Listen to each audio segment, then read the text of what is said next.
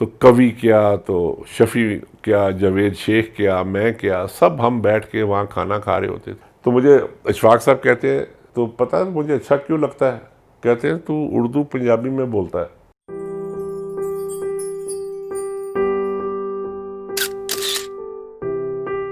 پھر میں نے ایکٹنگ بھی کی.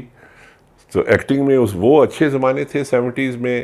جیسے تم نے ابھی طارق عزیز کی بات کی، تو طارق عزیز بھی وہاں پھر رہا ہوتا تھا، امانت علی خان بھی پھر رہا ہوتا تھا. سب گارڈن میں بیٹھ کے ہم کٹھے دال روٹی کھاتے تھے.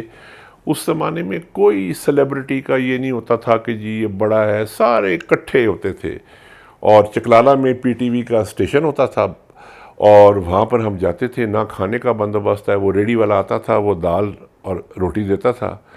تو کوی کیا، تو شفیع کیا، جاوید شیخ کیا، میں کیا، سب ہم بیٹھ کے وہاں کھانا کھا رہے ہوتے تھے. تو وہاں پر ایک دفعہ اشفاق صاحب وہاں بیٹھے تھے، تو میں گیا، ان کو سلام کیا. تو کہتے کس طرح آیا؟ میں کہ جی میری ریہرسل ہے. کہتا کون سا ڈرامہ کر رہا ہے؟ تو میں منور سعید کے ساتھ ایک ڈرامہ کر رہا تھا، مسافر. منور سعید یہ ظفر مسعود کے والد تھے، جو بھی کریش میں نہیں بچ گیا، بینک آف پنجاب کے پریزیڈنٹ. یہ میرا دوست ہے، اس کے والد صاحب منور سعید بہت بڑے ایکٹر. تو ان کے ساتھ میرا ایک سیریل تھا مسافر. تو مجھے اشفاق صاحب کہتے ہیں ہیرو، مجھے ہیرو کہتے تھے. کہتے ہیں ہیرو تو پتہ ہے مجھے اچھا کیوں لگتا ہے؟ میں کہا کیوں اشفاق صاحب؟ کہتے ہیں تو اردو پنجابی میں بولتا ہے. میں نے کہا اشفاق صاحب یہ کیا بات ہوئی؟ تو میرا تلفظ ٹھیک کر دیں پھر آپ. کہتے ہیں نہیں خبردار، یہی تو تیری خوبصورتی ہے. خبردار جو اپنا تلفظ ٹھیک کیا. اردو بولنے والے باہر تھوڑے بیٹھے ہوئے. تو اردو بھی بولتا ہے تو پنجابی میں اردو بولتا ہے. تو یہ بات مجھے اچھی لگتی ہے تیری، کہ تیری یہ یونیکنس ہے. میں نے کہا آپ نے مجھے اور نروس کر دیا، مجھے آگے اردو بولنی نہیں آتی، میرا اوپر سے آپ نے یہ کہہ دیا میں اب ریہرسل کے لیے جا رہا ہوں. کہتے نہیں ڈرنا نہیں ہے.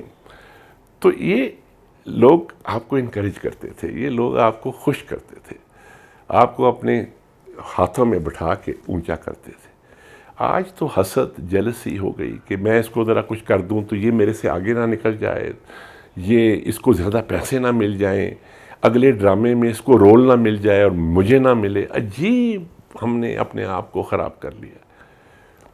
اور وہ 70s کا زمانہ تھا جب پی ٹی وی میں ہم جاتے تھے، اور اسلم اظہر سے لے کے اور نیچے چپڑاسی تک ایک اسٹوڈیو ہوتا تھا چھوٹا سا، وہیں ریہرسلیں ہوتی تھی، وہیں ریکارڈنگ ہوتی تھی، اور زبردست کام چلتا تھا. ہر کام تو آج بھی بہت زبردست ہے، اس میں کوئی شک نہیں ہے، لیکن وہ ڈائنامکس فرق تھے ذرا. ایک دوستی تھی، ایک we were bonded together as we were all friends.